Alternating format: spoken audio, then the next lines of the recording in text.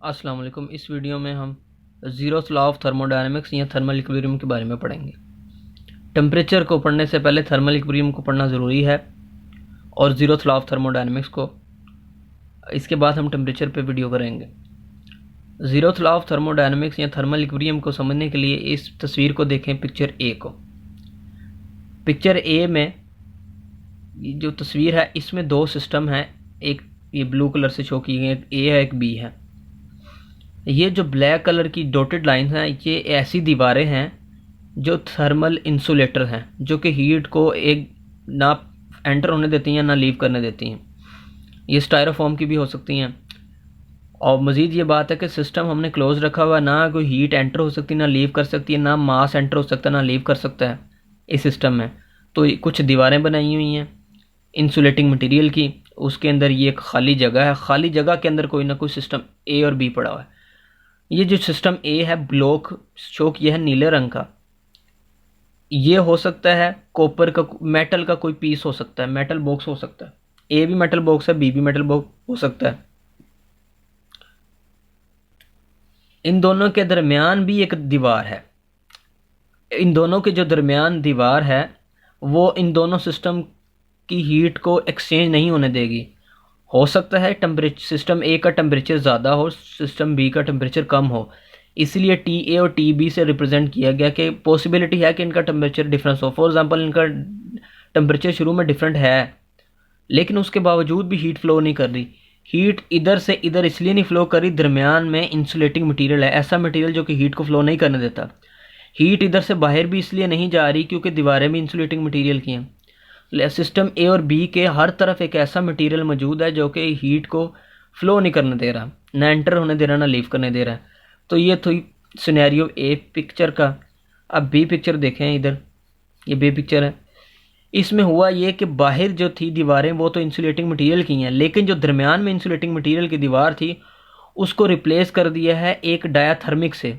Diathermic ऐसी चीज़ को कहते हैं जो कि हीट को कंडक्ट करने दे, थर्मल कंडक्शन करने दे। वो जो ये कॉपर की शीट हो सकती है जो कि हीट को पास करने देगी। क्योंकि हमने फॉर एग्जांपल सपोज किया था कि टेम्परेचर जो सिस्टम ए है, ये सिस्टम ए एक मेटल बॉक्स हो सकता है, सिस्टम बी भी मेटल बॉक्स हो सकता है। इसका टेम्परेचर दूसरे से ज़्यादा था तो ज़्यादा टेम्परेचर से कम टेम्परेचर की तरफ हीट जाएगी, जैसा कि हमने लास्ट वीडियो में देखा है।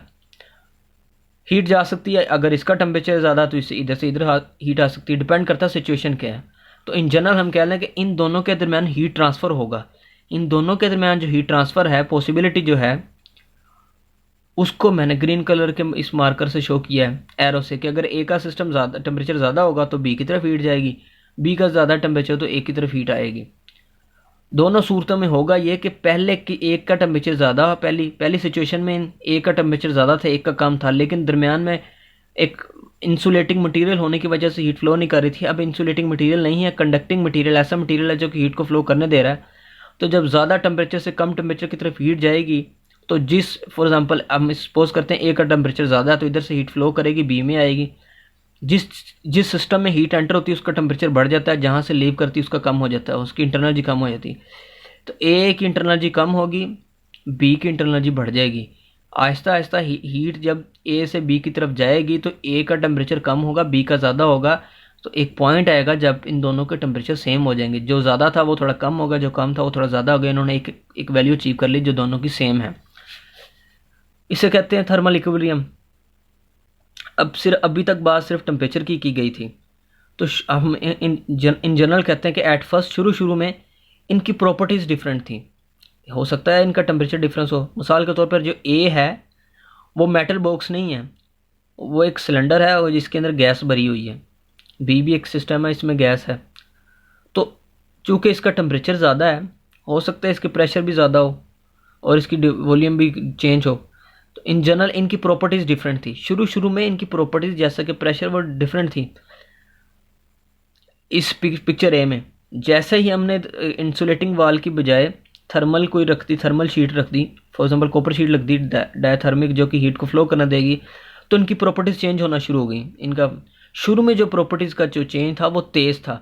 आहिस्ता आहिस्ता जैसे जैसे इक्विलिब्रियम की तरफ गए, जैसे जैसे तो इनकी जो प्रॉपर्टीज़ थी, जैसे कि टेम्परेचर है, प्रेशर है, उन्होंने एक कांस्टेंट वैल्यू को अप्रोच करना शुरू कर दिया। उस कांस्टेंट वैल्यू को जो है वो पॉइंट जहाँ पर ये कांस्टेंट वैल्यू को अचीव कर लेते हैं उसे कहते हैं थर्मल इक्विलिब्रियम। दो बॉडीज जो थी इनके दरमियान इंटरेक्शन को शो किया गया इस तरह। हो सकता है हम दोनों बॉडीज़ को डायरेक्टली एक दूसरे के साथ कॉन्टैक्ट में ना ला सकें, पॉसिबिलिटी है।